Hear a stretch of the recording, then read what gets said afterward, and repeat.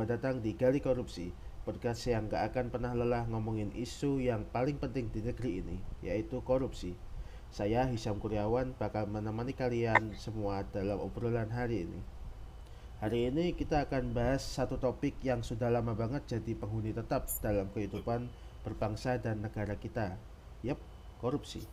Tapi pernah nggak sih kita berhenti sejenak dan bertanya, sebenarnya separah apa sih masalah ini? Nah, hari ini kita akan bedah tuntas mulai dari dasarnya. Sudah hadir bersama kita dua teman saya yang keren sekali. Ada Mas Henry Taswin dan Mas Muhammad Iqbal. Apa kabar kalian semua? Alhamdulillah baik. Wah, topiknya menarik banget nih. Topik yang selalu panas. Rasanya penting banget nih buat kita semua, terutama generasi muda untuk paham betul soal korupsi, biar nggak ikut-ikutan normalisasi hal yang salah. Betul sih Mas, setuju banget sama Mas Henry ya. Ya topik ini nggak akan pernah basi lah Mas. Ya karena dampaknya itu langsung ke kehidupan kita semua sih. Jadi ya mari kita coba gali sama-sama Mas. Oke, kita langsung aja ya masuk ke materi kali ini. Sebagaimana yang kita tahu, akhir-akhir ini banyak sekali kasus korupsi yang muncul di berita. Dari korupsi Pertamina yang kerugiannya mencapai triliunan, sampai yang masih hangat, kasus korupsi Wilmar Group dengan kerugian mencapai 11,8 triliun. Sampai uang barang bukti yang banyak itu ditaruh di ruang konversi persnya. Nah, tapi kita tarik mundur dulu dari awal mulai korupsi di Indonesia terjadi. Nah, Mas Hendri, bisakah diceritakan tentang awal mula korupsi di Indonesia? Boleh, bisa nih. Kalau kita perhatiin, kasus korupsi di Indonesia tuh makin hari makin sering muncul di TV ya, di berita, detik segala macam. Mulai dari perusahaan plat merah, kayak Pertamina, konglomerat sawit, kemudian konglomerat sawit seperti Wilmar, sampai pengadaan laptop untuk pendidikan dan kuota haji, semuanya nggak luput dari yang namanya korupsi itu. Tapi kalau kita mau tarik mundur, jejak korupsi di Indonesia itu bisa kita temukan sejak zaman VOC. Perusahaan dagang Belanda yang dulu berkuasa di wilayah Nusantara, VOC diberi hak istimewa oleh pemerintah Belanda untuk memerintah di wilayah Hindia Timur. Tapi, karena kekuasaan itu tidak diawasi dengan baik, praktek korupsi pun tumbuh subur. Banyak pejabat VOC yang menyalahgunakan jabatan demi kepentingan pribadi, dari perdagangan, jual beli jabatan, suap menyuap, hingga pemerasan terhadap penduduk lokal. Akibatnya, keuangan VOC berantakan, reputasi merosot tajam, dan pada akhirnya mereka tenggelam dalam utang yang besar, hingga akhirnya bangkrut dan dibubarkan. Wah, bisa dibilang bibit-bibit korupsi ini sudah tertanam sejak masa kolonial ya. Betul. Jadi kalau sekarang kita bilang korupsi itu sistemik, sejarah udah nunjukin bahwa benih-benihnya emang udah lama banget ditanam, bahkan sampai sebelum Republik ini berdiri. Menarik banget sih Mas Henry. Nah, kita akan ke Mas Iqbal. Kalau tadi kita sudah bahas masa kolonial nih, sekarang saya pengen tahu nih, gimana sih sebenarnya korupsi di Indonesia pasca kemerdekaan, khususnya di era Orde Baru. Karena banyak yang bilang di masa itu korupsi nggak cuma terjadi, tapi juga dilembagakan oleh sistem. Bisa dijelaskan nggak apa sebenarnya yang terjadi di masa itu? Pertanyaan yang bagus ya Mas Hizam ya. Ya kalau kita ngomongin korupsi apalagi di era Orde Baru ya. Kita lagi bahas periode di mana korupsi itu udah bukan lagi cuma praktek individu ya Mas. Jadi udah menjadi bagian dari sistem pemerintah itu sendiri. Ya waktu itu semua kekuasaan ya terpusat di satu tangan presiden itu ya. Ya model pemerintahannya sangat sentralistik ya. Jadi ini membuka ruang yang sangat luas buat praktek-praktek dari KKN, yaitu korupsi, kolusi, dan nepotisme. Dan parahnya lagi ya korupsi itu jadi semacam rahasia umum gitu ya. Ya orang tahu tapi enggak bisa apa-apain ya karena semua instrumen pengawasan termasuk dari media dan hukum dikontrol juga oleh negara gitu ya Mas. Jadi memang korupsi di Orde Baru itu sudah sistematik banget ya, Mas Iqbal. Gak cuma dari duit, tapi juga soal kekuasaan dan koneksi. Nah, kalau boleh tahu, dampak jangka panjangnya ke kita sekarang ini apa aja ya, Mas? Nah, untuk dampaknya ya banyak ya Mas. Banyak aset negara yang bocor gitu, senjangan sosial makin lebar, dan juga budaya permisif terhadap korupsi jadi tertanam bahkan sampai sekarang gitu Mas. Kita masih bisa lihat sisa-sisa dari warisan dari pola korupsi Orde Baru dalam birokrasi dan politik kita hari ini. Oke oke. Sekarang kita masuk ke bagian yang paling relevan sama kondisi hari ini. Mas Hendri, kalau kita lihat dari berita dan media sosial, kayaknya hampir tiap bulan ada aja kasus korupsi besar yang muncul. Entah itu dari kementerian, BUMN, atau sektor swasta. Nah, menurut Mas sendiri, gimana sih potret korupsi di Indonesia hari ini?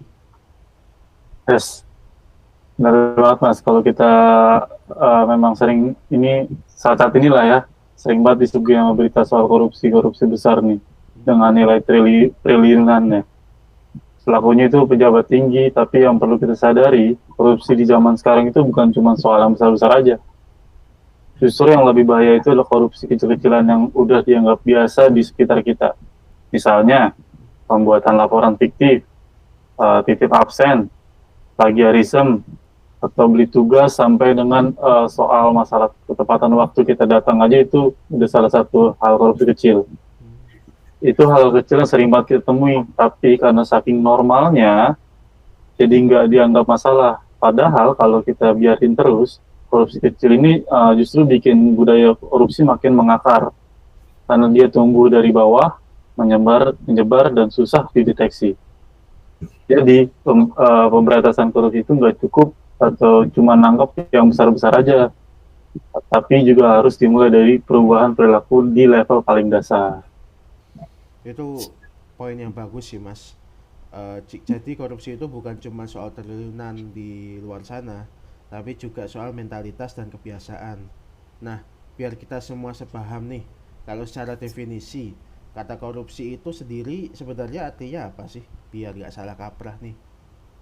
Oke, cakep nih. Ini penting biar kita punya dasar yang sama.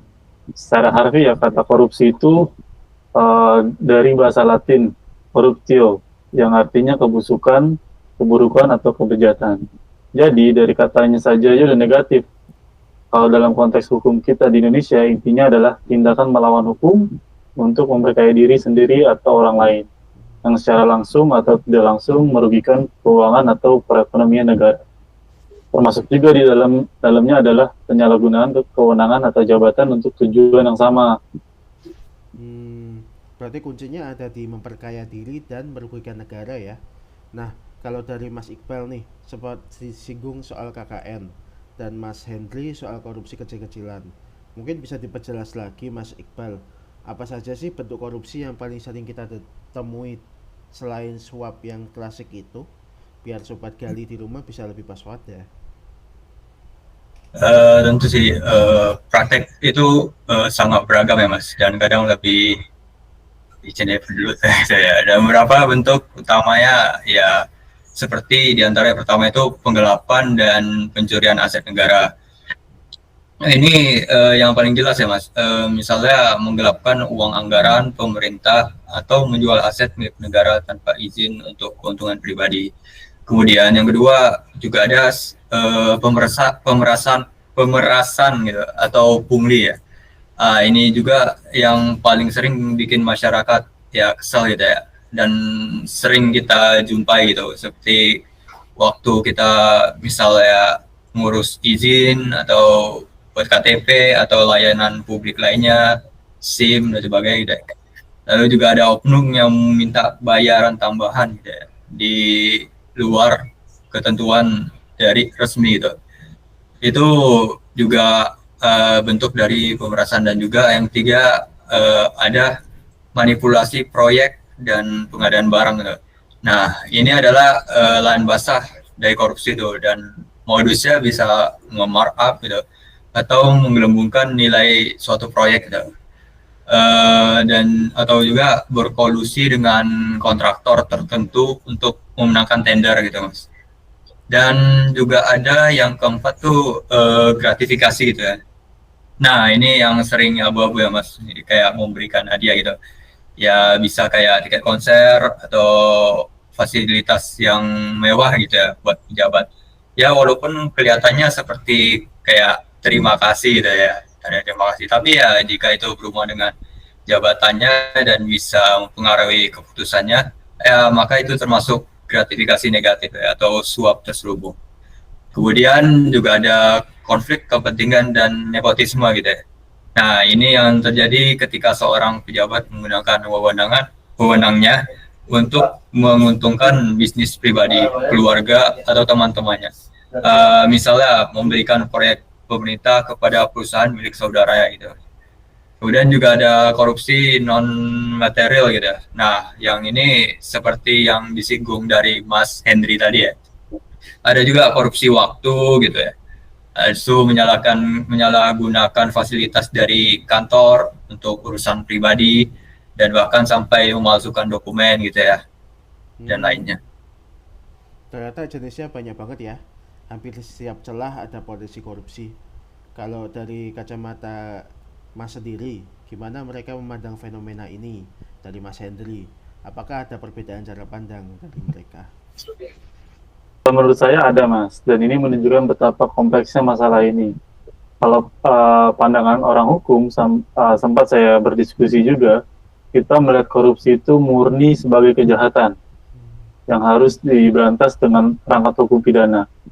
Kalau teman-teman dari ilmu politik, mereka lebih fokus pada aspek penyalahgunaan kekuasaan oleh para elit dan bagaimana korupsi menjadi alat untuk mempertahankan kekuasaan. Mungkin sedikit tambahan ya, ya mungkin kalau dari kayak sisi sosiologi juga korupsi ini dilihat sebagai penyakit masyarakat atau masalah struktural lah gitu.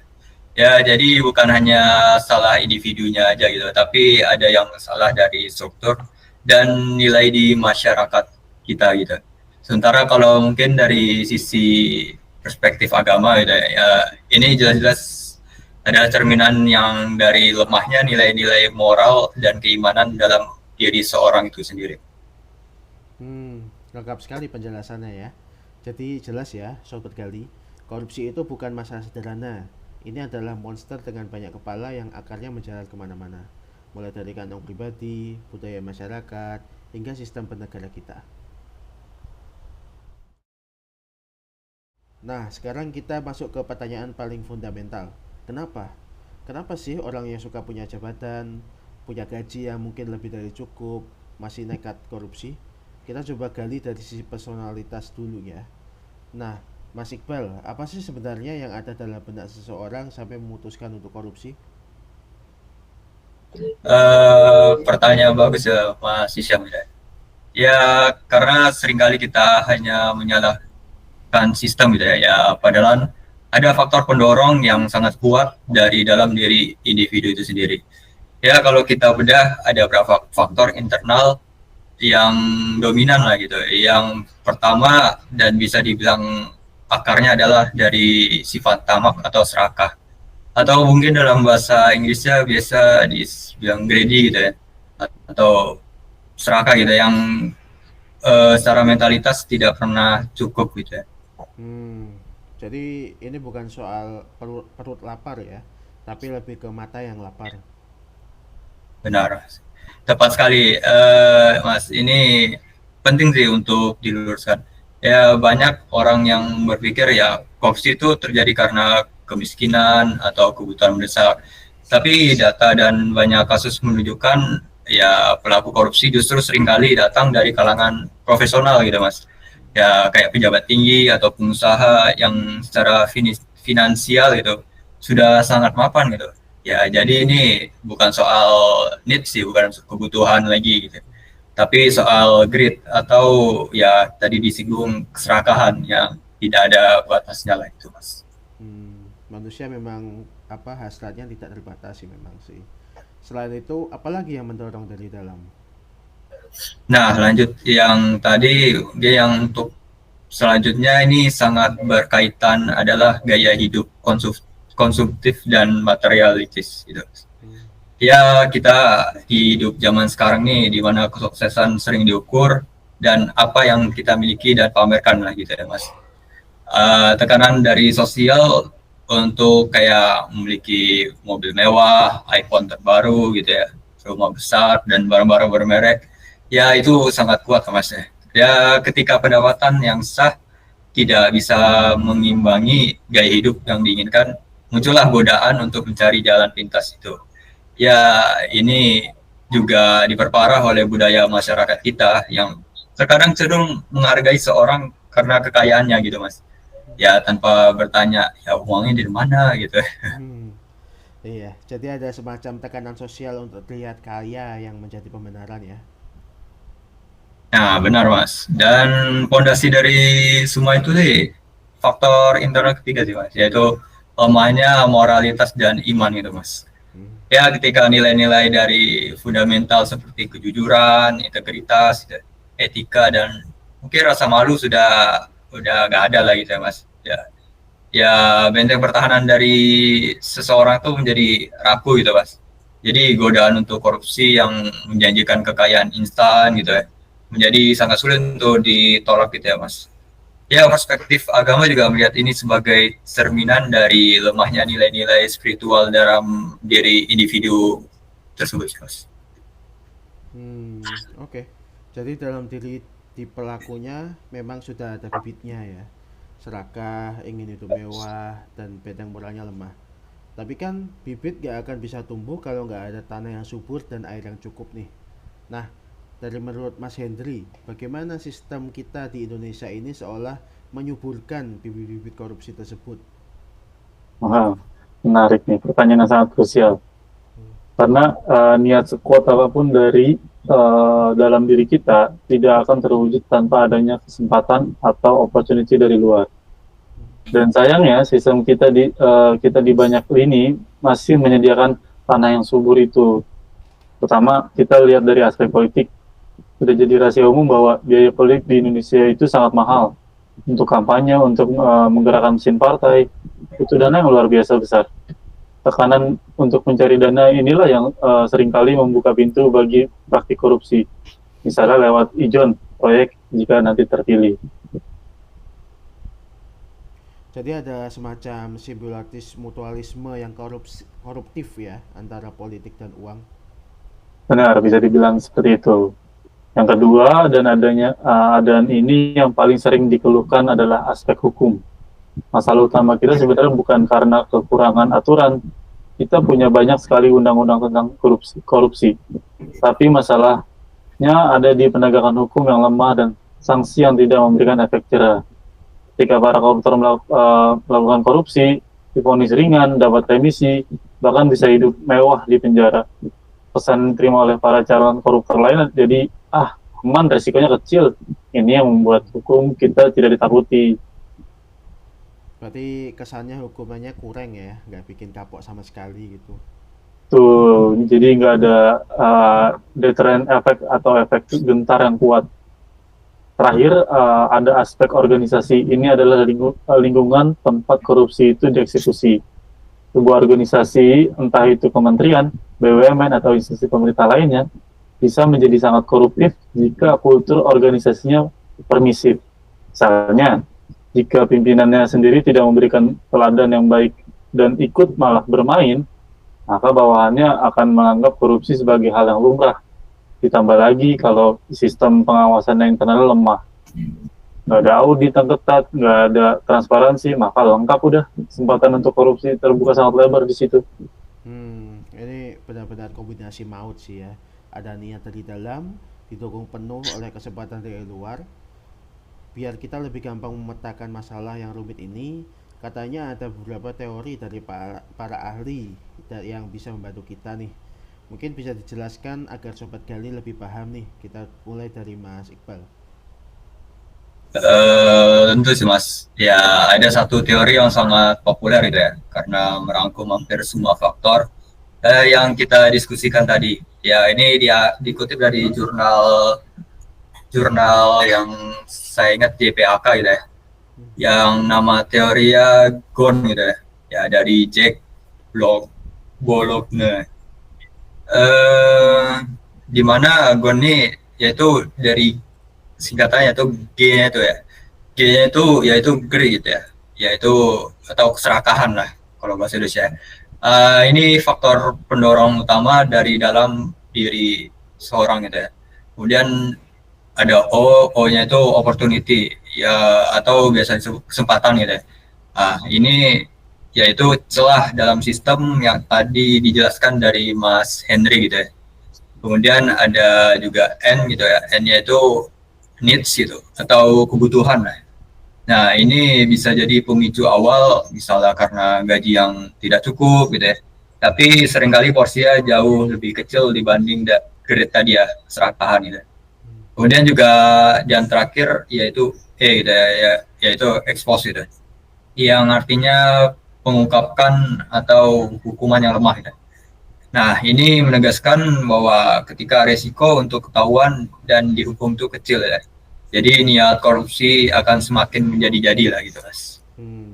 Menarik sih teori Gon ini, sangat mudah diingat. Lalu apalagi teori lain yang juga terkenal nih, Mas Henry? Oke, ada nih Mas, kebetulan juga sama persis lah topiknya dengan yang kita bahas. Dia menjelaskan korupsi yang dilakukan oleh para pejabat yang punya kekuasaan. Saya sempat baca teorinya dari Robert Kierkegaard dengan rumus yang sangat terkenal, yaitu C sama dengan M tambah C sama dengan M tambah D kurang A, di mana C itu artinya corruption, M itu monopoli ini bisa berarti seorang pejabat yang punya kekuasaan tunggal, D itu diskresi atau yang artinya dia punya keleluasaan atau kebebasan yang sangat besar. Dan A-nya itu akuntabilitas. Ini adalah faktor pengurangannya. Jadi Kierkegaard bilang korupsi akan terjadi ketika monopoli kekuasaan ditambah direksi yang luas, diskresi yang luas, lalu dikurangi atau tanpa adanya akuntabilitas yang kuat. Kalau dianalogikan ya, sederhananya begini. Bayangin seorang pejabat itu satu-satunya yang pegang kunci berangkas itu monopoli, dan dia bebas mau buka berangkas itu kapan saja tanpa perlu izin siapapun. Itu diskresi. Dan yang paling parah, di ruangan itu tidak adanya CCTV atau pengawasan sama sekali. Ini akuntabilitas. Ya, jadi peluang untuk mengambil isinya jadi sangat besar. Dan itulah terjadi korupsi. Sungguh menarik sih penjelasannya, sangat gamblang dan mudah dipahami.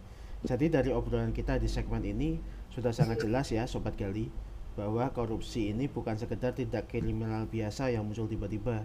Ini adalah hasil dari interaksi kompleks antara kelemahan individu yang didorong oleh keserakahan dan gaya hidup, yang kemudian difasilitasi oleh sistem politik, hukum, dan organisasi yang penuh celah. Sekarang mari kita lihat tagihannya nih. Apa saja kerusakan yang harus kita bayar sebagai bangsa akibat praktik busuk ini? Kita mulai dari gambaran besarnya dulu nih, Mas Henry. Dari sisi ekonomi negara, seberapa dahsyat sih dampak korupsi ini? Mau ngomongin dampak bukan lagi sekedar dahsyat, luar biasa pokoknya. Tapi kalau udah sampai level destruktif atau penghancuran, pertama dan yang paling utama, korupsi secara langsung menyebabkan terpuruknya perekonomian nasional. Bayangin aja, dana yang seharusnya menjadi motor penggerak pembangunan dan investasi malah bocor dan masuk ke kantong-kantong pribadi. Gila kan? Ini sangat merugikan keuangan negara dan secara tidak langsung akan mengakibatkan penderitaan bagi sebagian besar masyarakat.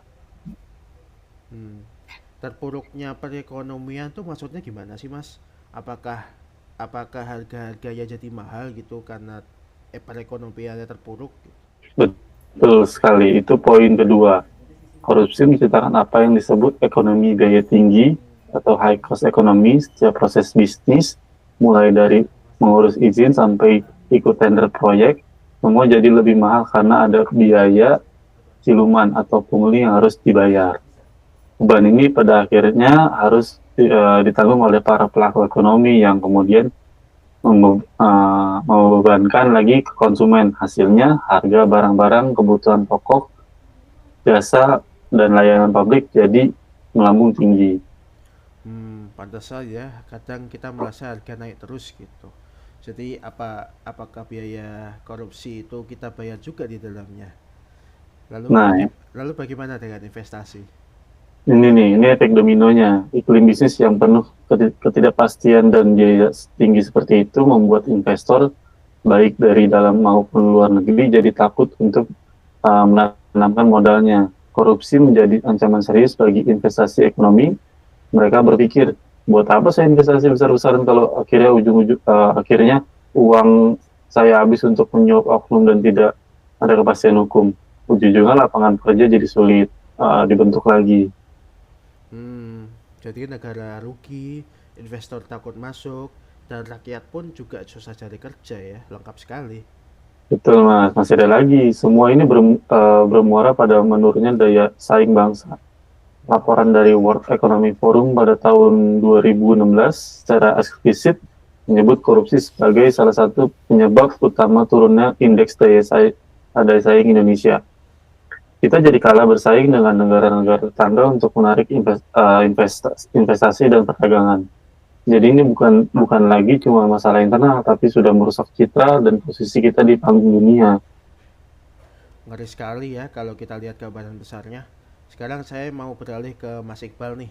Kerusakan ekonomi di tingkat negara ini bagaimana terjemahannya di level masyarakat biasa? Dampak sosial yang paling kita rasakan sehari-hari?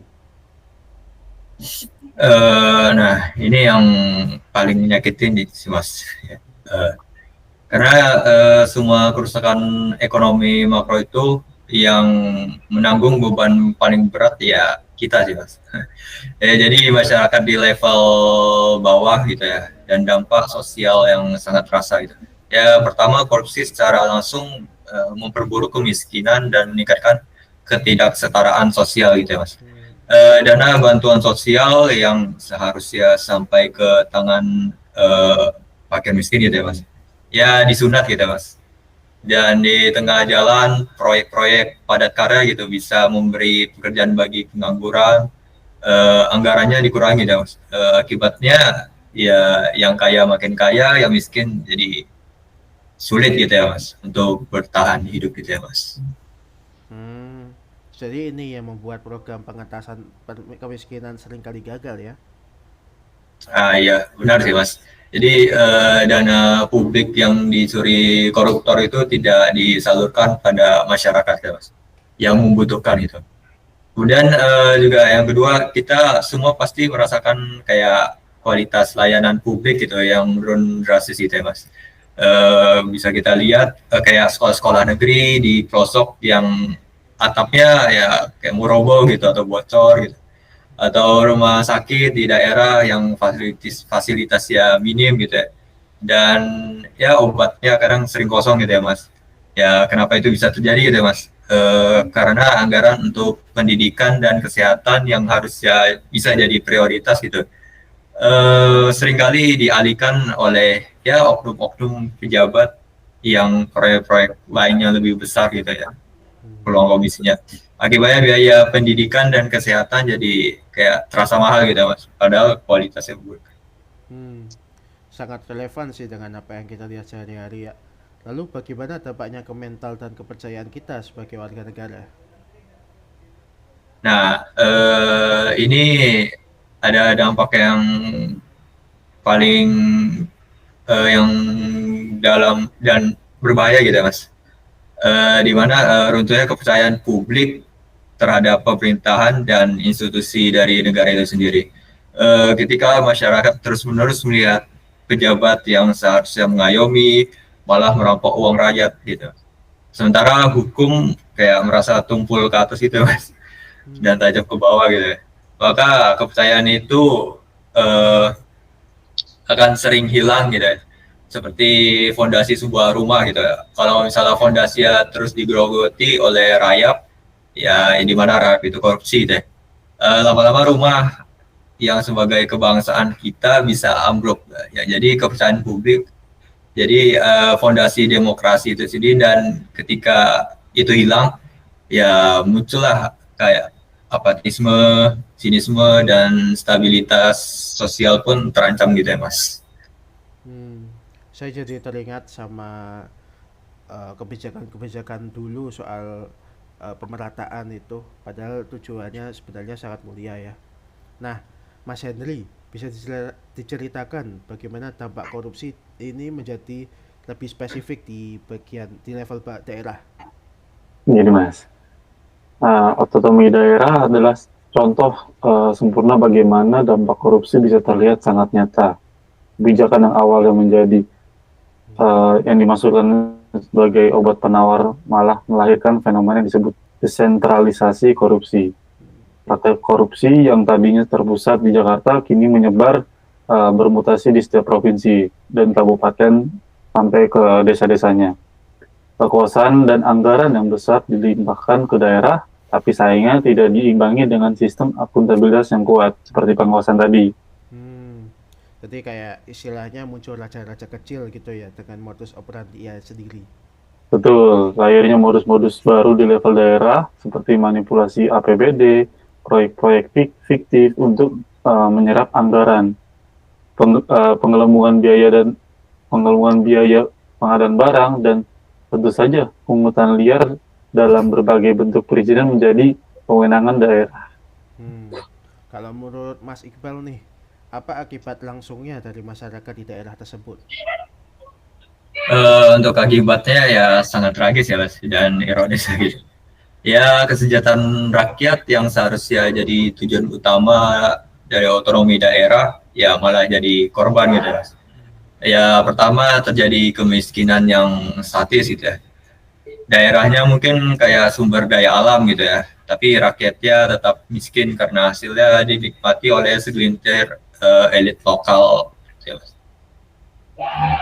Kemudian yang kedua mungkin pendidikan dan infrastruktur jadi terbengkalai. Ya banyak kita lihat gitu ya, jalan di daerah rusak parah gitu ya. Sekolah yang tidak layak, padahal dana APBD-nya itu besar gitu ya Mas. Ya itu karena dananya bocor gitu ya dari korupsi itu sendiri. Dan juga yang terakhir untuk menutupi kebocoran anggaran itu ya Pemda seringkali mencari jalan pintas dengan menaikkan pajak gitu dari atribusi daerah kepada warganya gitu ya. Jadi rakyat sudah tidak dapat layanan yang baik gitu Mas. Jadi masih harus menanggung beban pajak yang lebih tinggi ya. Ya ini benar-benar dampak yang sangat merugikan sih Mas. Benar-benar sebuah lingkaran setan yang dampaknya terasa dari tingkat nasional sampai kehidupan kita sehari-hari ya. Terima kasih atas penjelasannya, sangat membuka mata nih kita. Nah, sekarang kita bicara tentang solusi nih. Pertanyaannya, apa yang bisa kita lakukan? Bagaimana cara kita melawan korupsi ini? Kalau dari Mas Henry, kita mulai dari sisi hukum nih. Apa saja sih senjata yang sudah kita miliki dan kenapa senjata itu seolah belum ampuh? Pertanyaan yang bagus tuh Mas. Kalau kita bicara soal senjata hukum, sebenarnya gudang senjata kita itu penuh banyak. Ya. Kita punya serangkaian peraturan perundang-undangan yang sangat komprehensif. Mulai dari Undang-Undang Tipikor, Undang-Undang Peraturan Penyelenggaraan Negara yang Bersih dan Korupsi, Kolusi dan Nepotisme atau disebut KKN, hingga Undang-Undang melahirkan lembaga superbody seperti Komisi Pemberantasan Korupsi KPK. Kita juga punya pengadilan Tipikor yang khusus menangani kasus-kasus itu, bahkan kita sudah punya undang-undang terbaru yaitu Undang-Undang Nomor 1 Tahun 2023 yang diharapkan bisa memperkuat penegakan hukum. Jadi secara teori perangkat hukum kita sudah lengkap. Aturannya sih sudah lengkap ya, lembaganya juga ada. Tapi kenapa sih faktanya korupsi masih terus terjadi dan para pelakunya seolah tidak takut? Di mana letak masalah utamanya? Nah, itu paradoksnya. Ibarat punya pedang yang paling tajam, tapi yang megang itu masih ragu-ragu atau nggak bisa buat, atau bahkan masih bisa disogok lah. Ada beberapa tantangan fundamental dalam penegakan hukum kita. Pertama, dan ini yang paling sulit diberantas adalah intervensi politik. Dalam banyak kasus besar, seringkali ada tekanan dari pihak-pihak berkepentingan yang bisa memperlambat proses hukum. Bahkan ada upaya-upaya sistematis untuk merevisi undang-undang demi melemahkan lembaga anti korupsi seperti KPK.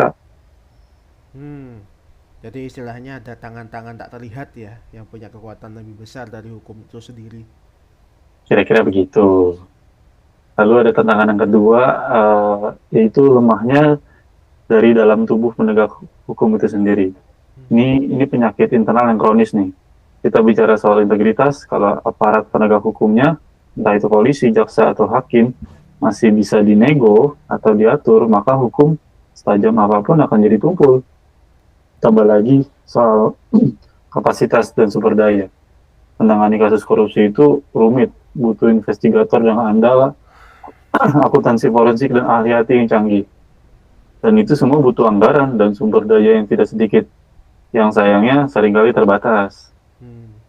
Berarti aparatnya sendiri belum cukup kuat ya, baik dari sisi integritas maupun kapasitas. Betul, dan tantangan ketiga itu lemahnya koordinasi antar lembaga. KPK, kepolisian, dan kejaksaan seharusnya menjadi trisula maut pemberantas korupsi, tapi di lapangan seringkali terjadi tumbang tindih nih, tumbang tindih kewenangan, ego sektoral, dan komunikasi yang tidak lancar.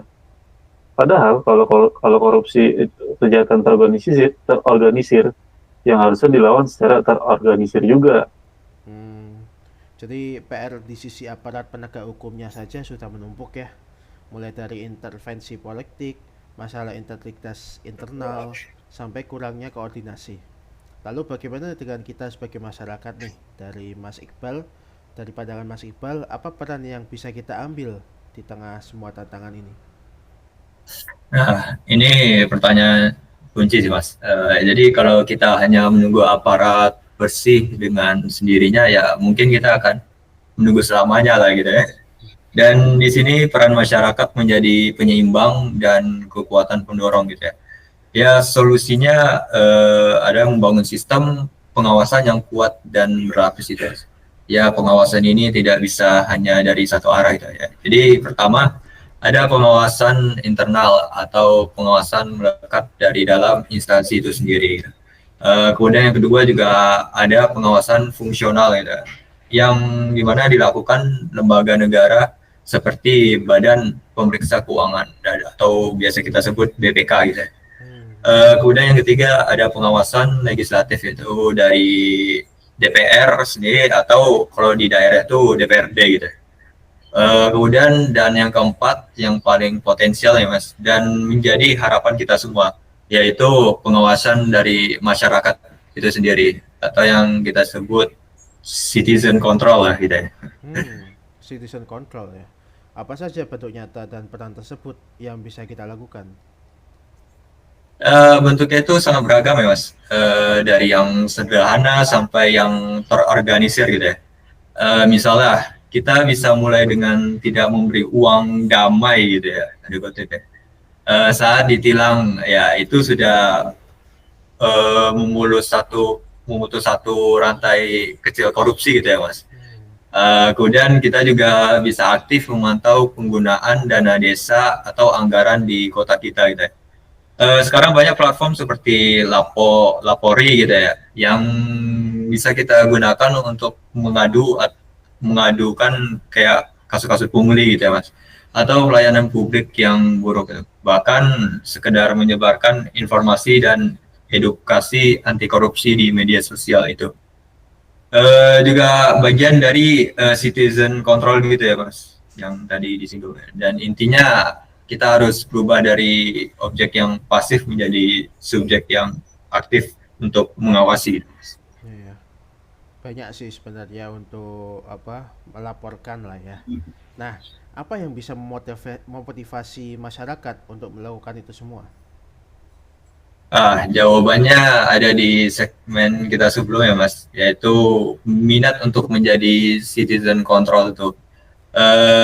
Ini akan tumbuh subur ketika masyarakat sadar betul bahwa mereka lah korban utama dari korupsi itu sendiri. Ketika mereka merasakan langsung dampak sosialnya kayak biaya sekolah mahal, layanan BPJS yang rumit gitu. Dan banyak kita jumpai jalan-jalanan itu rusak.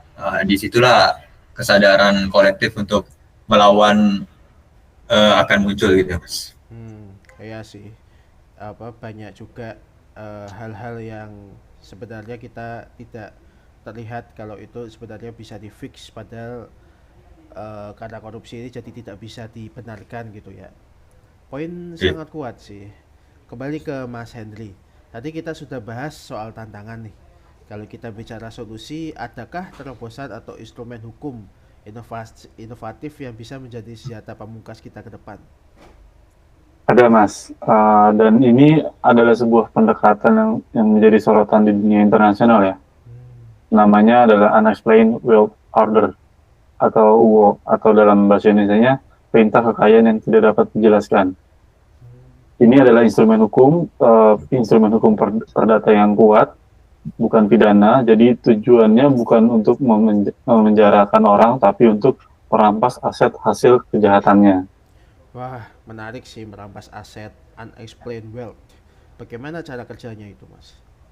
Jadi cara kerjanya adalah dengan membalik beban pembuktian. Selama ini jaksa penuntut umum harus berjuang keras membuktikan bahwa sebuah rumah mewah atau mobil sport itu dibeli hasil korupsi.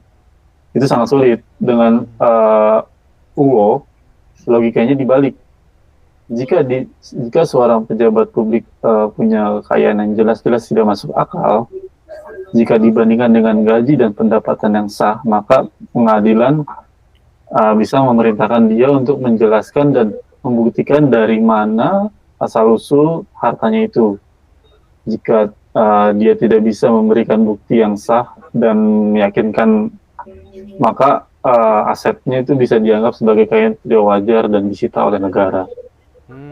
Ini bisa jadi game changer ya. Jadi si pejabat yang harus membuktikan hartanya bersih, bukan jaksa yang harus membuktikan hartanya kotor. Betul sekali. Ini bisa jadi solusi untuk kasus-kasus di mana koruptor sangat lihai yang menyembunyikan jejak kejahatannya. Kita nggak perlu lagi pusing buat membuktikan hubungan sebab akibat antar aset dengan tindak pidana spesifik. Kemudian instrumen ini tidak bisa diterapkan sembarangan. Harus ada perlindungan hukum dan due proses yang ketat. Misalnya, harus ada perintah dari hakim yang independen dan informasi yang diberikan oleh terduga dalam proses UO yang tidak boleh digunakan untuk menuntut di pengadilan pidana. Ini untuk melindungi hak asetnya. Luar biasa. Sebagai harapan dan terobosan baru yang patut kita dukung. Oke, Sobat Gali, kita sudah berada di penghujung acara nih. Diskusi kita hari ini sangat padat dan membuka mata. Sebagai penutup, saya ingin meminta closing statement dari ketua narasumber nih. Apa pesan utama dari harapan Anda untuk Indonesia yang lebih baik? Dimulai dari Mas Iqbal terlebih dahulu. Terima kasih Mas Isyam. Pesannya dari saya sangat sederhana lah gitu. Ya jangan pernah menyerah dan merasa apatis gitu. Ya korupsi memang tampak seperti ya raksasa yang sulit dikalahkan lah gitu ya untuk di negeri kita. Tapi ya setiap dari kita punya kekuatan untuk melawannya. Perubahan itu bisa dimulai dari diri kita sendiri gitu dan lingkungan terdekat kita. Ya kita juga tanamkan nilai integritas dan kejujuran pada anak-anak kita. Dan juga tolak semua bentuk praktek koruptif sekecil apapun dalam kehidupan sehari-hari. Ya, dan jadilah warga negara yang kritis dan peduli gitu, Mas. Dan juga partisipasi kita semua akan menjadi energi kolektif yang pada akhirnya akan membersihkan negeri ini gitu untuk dari korupsi gitu. Terima kasih ya, Mas. Dan terakhir dari Mas Henry, silakan. Oke, terima kasih Mas Isyam. Sedikit dan tidak banyak, paling dari saya, korupsi itu kejahatan yang luar biasa. Maka harus dilawan dengan cara yang luar biasa juga. Dari sisi negara harus ada kemauan politik yang sungguh-sungguh, bukan hanya retorika, perkuat lembaga anti korupsi, lindungi independensinya, berikan sanksi hukum yang benar-benar membuat koruptor jera, dan reformasi birokrasi secara total.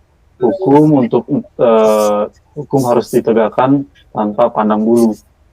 Namun semua itu akan sia-sia tanpa adanya pengawasan yang ketat dari publik. Hukum yang hebat hanya akan menjadi macan kertas tanpa adanya masyarakat yang berani mengawal dan mengawasinya. Mantap Mas. Komitmen politik yang kuat di atas dan tekanan publik yang kritis di bawah. Sobat Gali, Diskusi hari ini menyimpulkan satu hal penting nih. Pemberantasan korupsi adalah sebuah maraton, bukan lari sprint. Diperlukan sebuah pendekatan historik yang terkoordinasi. Sorry, ulang lagi. Sorry. Uh, Mantap sekali nih, komitmen politik yang kuat dari atas dan tekanan publik yang kritis dari bawah. Sobat Kelly, diskusi kita hari ini menyimpulkan satu hal penting nih. Pemberantasan korupsi adalah sebuah maraton, bukan lari sprint. Diperlukan adalah pendekatan holistik yang terkoordinasi dan berkelanjutan di sebuah pihak. Terima kasih banyak Mas Henry sama Mas Iqbal atas waktu dan wawasannya yang sangat berharga. Dan untuk sobat Kelly sobat Gali di seluruh Indonesia, semoga obrolan kita hari ini tidak hanya berhenti di telinga nih, tapi bisa menyulut api semangat dalam hati kita untuk menjadi bagian dari solusi. Ingat, diam terhadap korupsi bukan berarti kita ikut merestui masa depan bangsa ini dicuri. Saya Hisam Kurniawan pamit undur diri dulu. Sampai jumpa di episode Gali selanjutnya. Tetap kritis, tetap peduli.